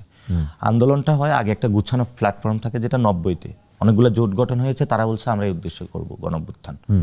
এবার কিন্তু এমন ছিল না। ফলত এটাতে কি হয়েছে, আপনার যখন অভ্যুত্থান হয়েছে, সবগুলো ফ্লুইড থাকার কারণে সবাই সবার প্ল্যাটফর্মে ফিরে গিয়েছে। ফলত যে গণঅভ্যুত্থানের যে অ্যাসপিরেশন, সেটা হলো অধরা রয়ে গিয়েছে। তো আমরা আশা করি সামনে যে প্ল্যাটফর্ম, এটা যখন আমাদের শক্তিশালী জায়গায় যাবে, ভবিষ্যতে যেটা হবে সেটা ইনশাল্লাহ আমরা হলো প্ল্যাটফর্ম দিয়েই করব, যাতে আমরা প্রেসিডেন্ট হাউস থেকে স্কুল কমিটি সর্ব জায়গায় সেটা ছড়িয়ে দিতে পারি। অনেকে মনে করতেছে যে বিপ্লব জিনিসটা শুনলেই অনেকেই মানে না এটা কি যেন, এটা যুদ্ধ নাকি। এটা যুদ্ধ না, এটা একটা পরিবর্তন। লাইক দ্যাট আপনার স্কুলে নকল হয়, আপনি নকল বন্ধ করেন, that's it. Like that election কমিশনে ভোট চেঞ্জিং হয়, আপনি এটা বন্ধ করেন, দ্যাট দ্য চেঞ্জিং। আর regulation like that Che Guevara যারা করছিল, মানে এটা বাংলাদেশের সাথে ফিট করবে না। তো ফলত ওই জায়গা থেকে আমাদের মনে হয়েছিল বাংলাদেশের এখন যে জায়গাটা আমরা আছি, ন্যূনতম জায়গায় একটা সংস্কার প্রয়োজন। সেই জায়গাটা থেকে আমরা বিএনপির সাথেও বসেছিলাম, তারা এটাতে রাজি ছিল না। তো আমরা বলেছিলাম টোটালি কনস্টিটিউশন পরিবর্তন, নতুন কনস্টিটিউশন প্রয়োজন। সেই জায়গায় কিন্তু আমরা পৌঁছতে পারি নাই। যেহেতু কনস্টিটিউশনে পৌঁছতে পারি নাই, তাহলে মৌলিক অনেক জায়গায় আমাদের পরিবর্তন করতে চাই, অর্থাৎ এক ধাপ আমরা এগিয়ে রাখতে চাই। জামাত সেটাতে পজিটিভ ছিল। আর আমাদের জায়গাটা ছিল আমরা কিন্তু নতুন বাংলাদেশে মাসল পাওয়ার এবং ম্যানিটরি যে পাওয়ার আছে সেটা থেকে মুক্ত হয়ে নতুন বাংলাদেশে যেতে চাই। তো সেই জায়গাতে গত 1 ইয়ারে যে এক্সপিরিয়েন্স হয়েছে, যে চাঁদাবাজি, সন্ত্রাস, দুর্নীতি বাংলাদেশে যেভাবে তারা একটি দল করেছিল, সেটা কিন্তু মানুষকে একটা ব্যাপক পীড়া দিয়েছে, মামলাবাজি থেকে শুরু করে সব কিছু। তো আমাদের ওভারঅল সিচুয়েশনে মনে হয়েছে, আমরা বিএনপির সাথেও মিটিং করেছি, আমরা কন্ডিশনও রেখেছিলাম অবাধ সংস্কার এবং চাঁদাবাজি, সন্ত্রাস, দুর্নীতির বিরুদ্ধে, বাট আমরা তাদের কাছে কোনো পরিবর্তন দেখি নাই। তো আমাদের সাথে যে অ্যালায়েন্সটা হয়েছে, আমাদের ঐক্যমতটা হয়েছে, আমাদের দেশ থেকে যে টাকাগুলো লুট করা হয়েছে লুটতরাজদের বিরুদ্ধে, ইন্ডিয়ার প্রশ্নে সংস্কার, বিচার এবং বাংলাদেশের নিউ পলিটিক্যাল সেটেলমেন্ট প্রশ্নে আমরা একটি আসন সমঝোতা করেছিলাম। নট লাইক দ্যাট আমরা জামাতে চলে গিয়েছি, জামাত তো আমাদের মধ্যে চলে গিয়েছে, এই জায়গাটা না। তো অনেকে মনে থাকে যে থাকে না যে ও আচ্ছা কি না কি হচ্ছে, দূরে থাকি, সেই জায়গাটা আমাদের না। এটা হয়তো ইলেকশনের পর অনেক ভিজিবিলিটির জায়গা এখন এসেছে যে আমরা যে জামাত না, জামার মতন আমরা আমাদের মতন, এবং শাপলাগুলিতে আমাদের বেশ ভালো ভোটও সিকিউরড হয়েছে। তো আমাদের খুব বাজে পরিস্থিতি তখন ছিল, আমাদের আসলে কোনো অপশন ছিল না। অনেকে আমাদেরকে বলেছিল যে ঠিক আছে সিঙ্গেল যাওয়ার জন্য, অপশন 3টা, একটা সিঙ্গেল যাওয়া, জামাতের সাথে যাওয়া, বিএনপির সাথে যাওয়া। বিএনপির সাথেও গেলেও সেম প্রবলেম হইতো আমাদের। তো আমরা ওই করাপশনের জায়গাটা কম্প্রোমাইজ করি নাই। বিউটিফুল। আমি রাজনৈতিক দল করাটা কি সমীচীন হলো, এটার পেছনে যুক্তিটা আসলে কি? যে লাইক আপনারা যারা ছিলেন তারা তো 24-এর হিরো হয়েই থাকতে পারতেন সব ধরনের মানুষের কাছে, রাজনৈতিক দল করার ফলে জায়গাটা অনেক সংকীর্ণ হয়ে গেল না? বেসিক্যালি যেই গণঅভ্যুত্থানটা হয়েছে, এটা কিন্তু এনসিপির যারা লিডারশিপ আছে অথবা যে মানুষগুলো এখন রিপ্রেজেন্ট করছে, তাদের দিয়ে আপনি মেজার করতে পারবেন না। এটা একটা হোল জেনারেশন ফাইট। তো এই জেনারেশনের মধ্যে 3টা ভাগ ছিল। বেসিক্যালি এই গণঅভ্যুত্থানের পরে এটা আমি লিড দিয়েছিলাম নাগরিক কমিটিতে। সেটা তো রেভলিউশনারি একটা ফোর্স ছিল যারা আমূল পরিবর্তন চায়। আরটা ছিল হু আর দ্য রিফর্মিস্ট, আরটা ছিল হু আর দ্য পলিটিক্যাল, অর্থাৎ সবগুলা মানুষই কিন্তু আমার নাগরিক কমিটিতে ছিল, ডান বাম সবাই ছিল আমার এখানে। আমি সবাইকে একটা সুতায় বেঁধে রাখছিলাম এবং সেখানে আমি টের পাচ্ছিলাম যে সামনে এই ধরনের একটা পরিস্থিতি আসতেছে। তো যারা রেভলিউশনারি, তারা নতুন আমূলভাবে পুরো মানে সংবিধানে পরিবর্তন চাইলো, তারা কিন্তু ফুল পলিটিক্যাল প্রসেস আমাদের সাথে আসে নাই এবং তারা সেই রেভলিউশনের পথেই যাচ্ছে। যারা রিফর্মিস্ট, তারা সংস্কার প্রক্রিয়া নিয়ে আমাদের কাছে স্ট্যান্ড পয়েন্ট করলো যে সংস্কার প্রক্রিয়া বাস্তবায়ন হবে। দ্যাটস ওয়াই আমরা কিন্তু সাইন করিনি, আজকে আমরা সাইন করেছি। আমরা সেটা নিয়ে খুবই আমাদের জায়গায় অনড় ছিলাম। এবং এটা কিন্তু বড় বাংলাদেশের একটা সেকশন রয়েছে, যারা চাকরি করে, পেশাজীবী আছে, তারা বাংলাদেশের সংস্কার চায়, তারা ওই ধরনের রেভলিউশন নিয়ে অত আগ্রহী না। তো ফলত ওই শ্রেণীরও একটা বাংলাদেশের বৃহৎ অংশ রয়েছে। আর একটা অংশ রয়েছে পলিটিক্যাল, যারা পলিটিক্স করতে চায়। আপনি না তারা বাসায় যাবে, রিফর্মিস্ট হবে, না তারা রিভলিউশনারি হবে, দে আর দ্য ট্রু পলিটিক্যাল। তো সেই অংশটা, সেকশনটা আপনারা যেটা দেখতে পাচ্ছেন লাইক দ্য জাতীয় নাগরিক পার্টি। আবার যদি রেভলিউশনারি কল্পনা করেন, ওইটারও আলাদা সেকশন আছে, হয়তো তারা ফর্ম করে এখনো গঠন করে উঠতে পারে নাই। আবার যারা রিফর্মিস্ট আছে, রিফর্ম মেথোডোলজি নিয়ে তো আসলে এটা অনেক দিনের কাজ। এটা যে সংস্কারের এটা পাশ হয়ে গেল কালকে সংসদ, এটা তো চর্চার বিষয়। তো এটা সর্বাঙ্গে যখন এটা যাবে, সেটা নিয়েও তো একটা শ্রেণী কাজ করবে। তো আমি মোটা দাগে 3টা শ্রেণীকেই কিন্তু নাগরিক কমিটিতে রেখেছিলাম এবং 3টা শ্রেণী অ্যাক্টিভ আছে বাংলাদেশের হোল সোসাইটাল এরিনাতে। আর আমার এখানে আমি শিবির এক্স যারা তাদেরকেও রেখেছিলাম, এক্স বাম যারা তাদেরকেও রেখেছিলাম, সেন্ট্রিস্টদের রেখেছিলাম। বাট পার্টি হওয়ার পরে আমাদের এটা যখন অ্যালাইনমেন্টটা অনেক স্ট্রং হচ্ছিল সেন্ট্রিস্টে, তো যারা একটু কোর বেশি বাম, তারাও নিজেদের মতন এনপিএ গঠন করলো, আবার যারা আপ গঠন করলো একটা পার্টি। তো আমাদের জায়গাটা আমরা এখন সুসংহত করছি যে আমাদের কিছু লোক সংসদও আছে, কিছু লোক ফিল্ডও আছে, কিছু রেভলিউশনারিও আছে, কিছু রিফর্মিস্টও আছে। আবার অনেকে বিজনেসে চলে যাচ্ছে। যখন একটা স্টেটের সোসাইটিতে দোতনা সৃষ্টি হয়, এটা সর্ব জায়গা থেকে হতে হয়। এখন আমি কালকে বললাম যে মানে আমি পলিটিক্স করতেছি, রেভলিউশন করতেছি, এটার জন্য তো ফাইন্যান্স প্রয়োজন হয়। তো আমি তো ওই করাপ্টেড কোনো বিজনেসম্যানের কাছে যাব না। আমরা হলো দেশীয় যারা বুর্জুয়া তাদেরকে উঠাতে চাই, ফলত সেই মানুষদেরকে আমরা ফ্ল্যারিশ করে তাদের সাথে আমরা কোলাবোরেট হতে কাজ করি। বাংলাদেশের রাজনীতি বোদ্ধা যারা আছেন তারা হয়তো আপনার কথাগুলোকে অনেক ডিপলি অ্যানালাইসিস করবেন, কিন্তু আমাদের মতো সাধারণ মানুষ যারা রাজনীতি বলতে দুটো মার্কা বোঝে, মানে ভেরি ফ্র্যাঙ্ক, নৌকার ধানের শীষ, ঠিক আছে, সেখানে আরেকটা ব্যান্ডানা নিয়ে, আরেকটা মার্কা নিয়ে এই দুটো মার্কার প্যারালাল হয়ে ওঠা বা প্রতিদ্বন্দ্বী হয়ে ওঠা আসলে কতটা কঠিন, যে কাজটা আপনারা শুরু করেছেন? হ্যাঁ, এই চ্যালেঞ্জটা আমি বেশি ফিল করছিলাম। আমি ইলেকশন কমিশনে আমি রেজিস্ট্রেশন নিয়ে আমি দায়িত্ব ছিলাম। বাইদো, আমি এখানে আরেকটা জিনিস বলে নিই, এবারের নির্বাচনের পরে বোধহয় এটা বলাটা খুব মুশকিল যে নৌকার ধানের শীষ, কারণ দাঁড়িপাল্লাকেও সমান পর্যায়ে রাখতে হবে, কারণ দাঁড়িপাল্লা যে পরিমাণ ভোট পেয়েছে অস্বীকার করার কোনো উপায় নেই। জি, দাঁড়িপাল্লা তো ওনারা চলে এসেছে বেসিক্যালি। তো না, আমি প্রশ্নের উত্তরটা আগে নিয়ে নিই। মানে এটা কতটা কঠিন, মানে এই এটা পথটা অনেক কঠিন। এটা হলো নট অনলি বাংলাদেশ, এটা সাউথ এশিয়াতে কালচারটা আছে। জি, যে পদ্ম, তারপরে ওই যে পাঞ্জা হাত, তো এটা বাংলাদেশের ধানের শীষ নৌকা। এটা যদি প্রেসিডেন্সিয়াল ফরম্যাট চলে আসে, এটা অ্যাটলিস্ট এই ধরনের যে মার্কার যে জুলুম অত্যাচার, এটা থেকে আমরা একটু মুক্তি পাবো। অর্থাৎ আপনি একটা মার্কা গড়লেন এবং সেটা হলো চোর বাটপারদেরকে দেওয়া শুরু করলেন, এটা হলো বিক্রি হয়, এটা থেকে আমরা মুক্তি পাবো। আর এটা দাঁড় করানো অনেক কঠিন। তো সেই জায়গাতে আমরা কিছু স্ট্র্যাটেজি, আমি যেহেতু ইলেকশন কমিশনে ছিলাম, আমি ওই যে একটু টানা হেসরা শাপলাগুলি পাবে, শাপলা পাবে নাকি, এটার মধ্যে দিয়ে কিন্তু আমি পুরো বাংলাদেশের পরিচয় করিয়ে দিয়েছিলাম। এটা যদি আমি এমনি টাকা দিয়ে করতে যেতাম, আমার প্রায় 10 কোটি টাকা প্রয়োজন হতো। ফলত আমি যেটা টেসলার, যেহেতু আমি marketing student, zero cost marketing বলে একটা কথা আছে, সেটার মধ্য দিয়ে করেছি। So it was plan actually, little bit. So এটা নিয়ে লেখালেখি হচ্ছিল ওই সময়টাতে। হ্যাঁ, so it was plan actually, শাপলাগুলি। Okay, fine. এটার মাধ্যমে কিন্তু ভালো একটা পরিচিতি হয়েছে। হ্যাঁ, শাপলাটা পরিচিতি পেয়েছে। পরে শাপলা কলিটা আবার পরিচিত করানো টাফ ছিল, এটা নিয়ে তো পরে অনেক ঝামেলা গেল। পরে তো আমরা শাপলা কলি পেলাম। তো আমি কিন্তু ওই সময় বেশি কিন্তু নির্বাচন কমিশনে যেতাম, এটা ছোট কাগজ দেওয়ার জন্য যেতাম, বলতাম পাচ্ছি না এটা। তো ওইখানে মার্কা নিয়েও তো আমাদের সাথে বৈষম্য হয়েছে, এটা আলাদা পার্ট, পলিটিক্যাল ওই জায়গাটা আমরা গেলাম না। যেহেতু আপনি যে প্রশ্নটা করেছেন সেটা উত্তর দিয়েছে। এখন অলমোস্ট বাংলাদেশের সবাই হলো শাপলা কলি চেনেন। যদি মার্কার র্যাঙ্কিংয়ে বলেন, ফার্স্ট অফ ধান, তারপরে দাঁড়িপাল্লা, তারপরে শাপলা কলি আছে।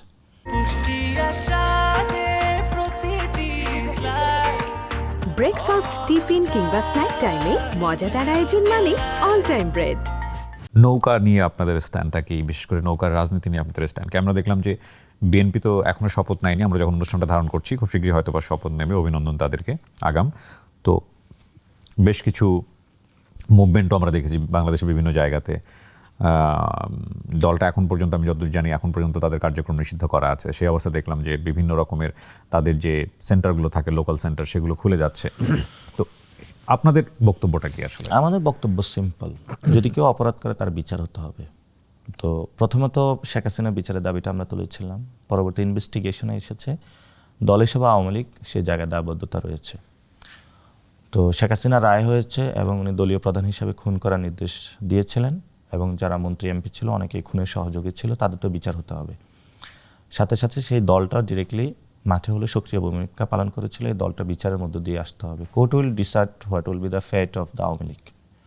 মানে আমার হাতে যদি বিচার নিতে বলেন তাহলে সেটা তো আমি একটা করব। ওবায়দুল কাদের বলেছিল 5 লাখ নেতাকর্মী হত্যাকাণ্ডের শিকার হবো, আমরা কাউকে টাচ করি না, আমরা বিচারের হাত কাঠ গড়ায় দাঁড় করিয়ে দিয়েছি। যদি বিচার নয় সেটা পরে আমরা ভেবে দেখব। ফলত আমরা বিচারে বিশ্বাসী। আওয়ামী লীগের কী হবে, শেখ হাসিনার কী হবে, সবগুলো বিচারের মধ্যে দিয়ে হবে, এটা একটা বিষয়, একটা পয়েন্ট। সেকেন্ড পয়েন্ট হলো আওয়ামী লীগের ইডিওলজি, যেটা হলো মুজিববাদ, রক্ষী বাহিনী, সেই জায়গাটাতে fully sponsored by the Indian. So আমরা মনে করি যে বাংলাদেশি যে জায়গাটা, সেটা তো আমরা ইন্ডিয়ান হিজিমনি থেকে বের হতে চাই। তো যে দলটা একটা সময় মানুষের মুক্তি স্বাধীনতা দিয়েছিল, সেই দলটা একটা সময় নাজি বাহিনীর মতন পরিণত হয়েছিল। তো নাৎসি পার্টি কি জার্মানিতে আছে? নাই তো। সেটা মানুষ ডিসাইড করবে, এবং এই নির্বাচনের মধ্যে দিয়ে মানুষ সেটার রায় দিয়েছে। এবং তারা কিন্তু বিভিন্নভাবে লাঙ্গল বা বিভিন্ন দিয়ে হলো অনুপ্রবেশ করার চেষ্টা চালিয়েছে, লাঙ্গলকেও মানুষ ভোটে রিজেক্ট করেছে। এটা গণতান্ত্রিক বা ডেমোক্রেটিক ফরম্যাটে। এবং সাথে সাথে আমরা দেখছি তাদের অফিস উদ্বোধন হচ্ছে, সেটা বিএনপি পারবে না। বিএনপি যদি এটা করতে চায় তাহলে বিএনপি জনগণের কাছে সেই জবাবদিহিতার জায়গায় তারা যাবে। বাট আমরা মনে করি যে যখন একটা নিষিদ্ধ দল হয়, সেই দলটাকে বিচারের মধ্য দিয়ে চলে আসা উচিত। বিচারের মধ্য দিয়ে আসার পরে তারপরে সে কি বাংলাদেশে থাকবে নাকি থাকবে, কারণ এটা কোর্ট ডিসাইড করবে। সে যদি অপরাধী না হয় তাহলে থাকবে, আর যদি অপরাধী হয় তাহলে থাকবে না। But from the ideological point it's the Indian extension like that. Indian এখানে কোনো মিলিটারি ফোর্স নাই, বাট তাদের একটা সিভিল ফোর্স আছে যারা আসলে ইন্ডিয়ান পক্ষ হয়ে কাজ করে, সেটা হলো আওয়ামী লীগ। তো ফলত বাংলাদেশের ভিতরে থেকে যেই দলটা বাংলাদেশের বিরুদ্ধে কাজ করে, বাংলাদেশের মানুষের বিরুদ্ধে, এবং যেই রাষ্ট্র আমাদের নদী নিয়ে যাচ্ছে, বর্ডার ক্লিন করতেছে, সার্বভৌমত্বকে স্বীকৃতি দিচ্ছে না, মুতে বেশিয়ে দিব, একদম সহজ বাংলা যদি বলি, এই ধরনের আচরণ করে, সেই রাষ্ট্রের যদি এখানে এক্সটেনশন থাকে সেটা তো আসলে প্রবলেমেটিক। তো এটা আমরা ইডিওলজিক্যাল জায়গায় ফেস করব, আমাদের সেই সক্ষমতা রয়েছে। পলিটিক্যাল জায়গাটা থেকে রাজপথে মানুষ ফেস করবে, এবং ডেমোক্রেটিক ওয়েতে তারা এখন ফেস করেছে, আর বিচার কাঠগড়ায় তারা যেতে হবে। ফলত আমাদের সাথে আওয়ামী লীগের এই জায়গাটা তারা এটার মধ্যে দিয়ে আসতে হবে। আমরা তো প্রস্তাবনা দিয়েছিলাম ট্রুথ কমিশন করার জন্য, রিকনসিলিয়েশনের মধ্যে দিয়ে যাওয়ার জন্য। সেটা যদি সরকার করতে পারতো তাহলে সোসাইটাল স্ট্রাকচারটা আরও ভালো হতো। বাট আমি যেটা এখন অ্যাসেস করতেছি, যদি বিএনপি এটা দেয় এবং সেখানে আওয়ামী লীগ আসে, আওয়ামী লীগ তো জনগণের সাথে একটা ফাইট দেওয়া শুরু করবে। সেই ফাইটটা আসলে খুবই ভয়ঙ্কর একটা ফাইট হবে। We will resist. Okay, so বিএনপিরও তো এখানে বোধহয় মানে আনঅফিসিয়াল একটা দায় আছে, কারণ এই নির্বাচনে জিতে আসার পেছনে আওয়ামী লীগের একটা বিশাল ভোট ব্যাংক বিএনপির জন্য কাজ করেছে, এ ব্যাপারে কোনো সন্দেহ নাই। এবং বিএনপি খুব মানে কনসিয়াসলি সেটার জন্য প্রেও করেছে, বিভিন্ন জায়গায় আমরা দেখেছি সেটা। তো সেই জায়গা থেকে আপনার কি মনে হয় যে বিএনপি আসলে আপনাদের কথা রাখবে নাকি তাদের কথা রাখবে? কি রোল প্লে করা উচিত তাদের আসলে? এটা তো আসলে নির্বাচনের আগে অনেকগুলো কমিউনিটির সাথে মানুষের ডিল হয়, অনেকগুলো সেক্টের সাথে ডিল হয়। এটা হলো বাংলাদেশের হলো মানে খুবই করাপ্টেড একটা পলিটিক্যাল কালচারাল সিস্টেম। আমি যখন নির্বাচনে দাঁড়িয়েছিলাম আমাকে অনেক সন্ত্রাসী ফোন দিয়েছিল যে আমাদেরকে শেল্টার দাও, আমি তোমাকে ফাইন্যান্সিয়ালি হেল্প করি। আমরা বলেছি নো, দরকার নেই। আওয়ামী লীগের এরাও বলেছিল যে আমাদের নিরাপত্তা নিশ্চিত করতে হবে, তাহলে আমরা আমাদের ভোট ব্যাংকটা আপনাদের দিব। আমি বলেছি না, এটা প্রত্যেকটা জায়গায় হয়েছে। ফলত হিস্টোরিক্যালি হলো বিএনপি হয়তো ওই ডিলটা গিয়েছে, আমরা যাইনি। এবং সাথে সাথে একটা বিষয় হলো যে এই যে নির্বাচনটা হয়েছে, এই নির্বাচনে ভারত এবং বিএনপির, আমি মনে করি যে বিএনপির কতিপয় ব্যক্তির একটা ডিল আছে। তো এটা নিয়ে আমার খুব আফসোস হয়, যদি বেগম খালেদা জিয়া আরো থাকতো হয়তো এটা হতো না। জিয়াউর রহমানের আদর্শের লোকগুলো যদি আরো বেশি থাকতো এটা হতো না। তো বিএনপি দলটার মধ্যে অনেক গুপ্ত ইন্ডিয়ান এজেন্ট ঢুকে পড়েছে।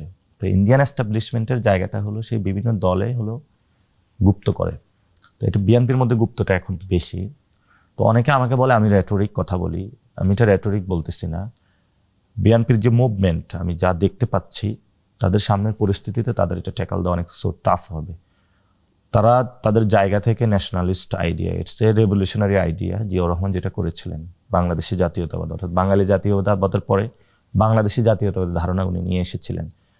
তো বাংলাদেশি জাতীয়তাবাদের এটার মধ্য দিয়ে এটা বর্তমানে বিএনপি যেদিকে যাচ্ছে এটা উল্টো দিকে।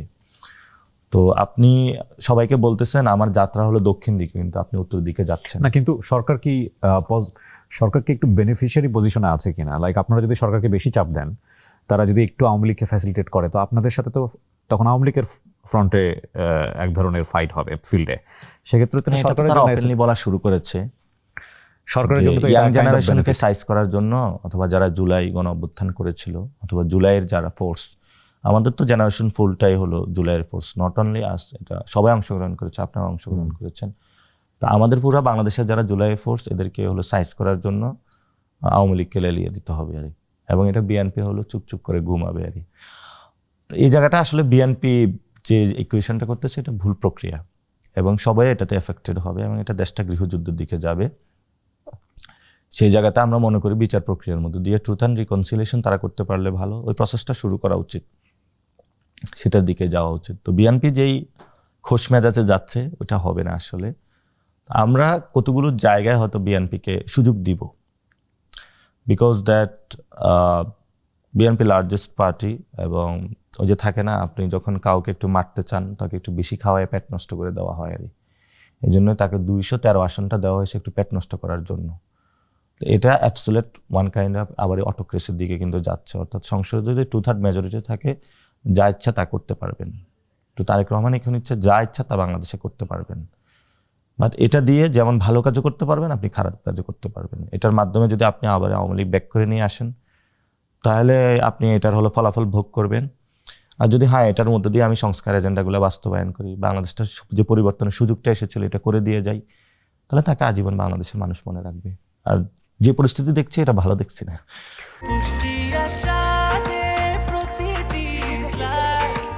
ব্রেকফাস্ট, টিফিন কিংবা স্ন্যাক টাইমে মজাদার আয়োজন মানে অল টাইম ব্রেড।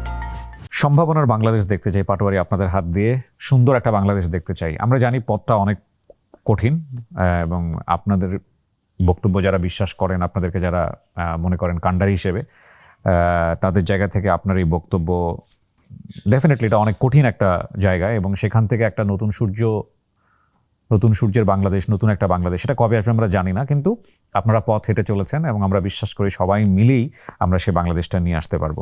আমাদের বক্তব্যটা বা আমাদের এই অনুষ্ঠানটা এখানে শেষ করতে হচ্ছে, কিন্তু নইলে এটা নিয়ে আরও অনেক তর্ক বিতর্ক বা আলোচনা সমালোচনার জায়গা থাকতো।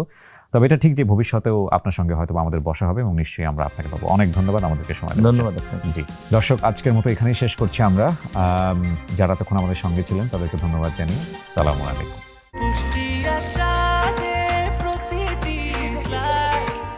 ব্রেকফাস্ট, টিফিন কিংবা স্ন্যাক টাইমে মজাদার আয়োজন মানে অল টাইম ব্রেড।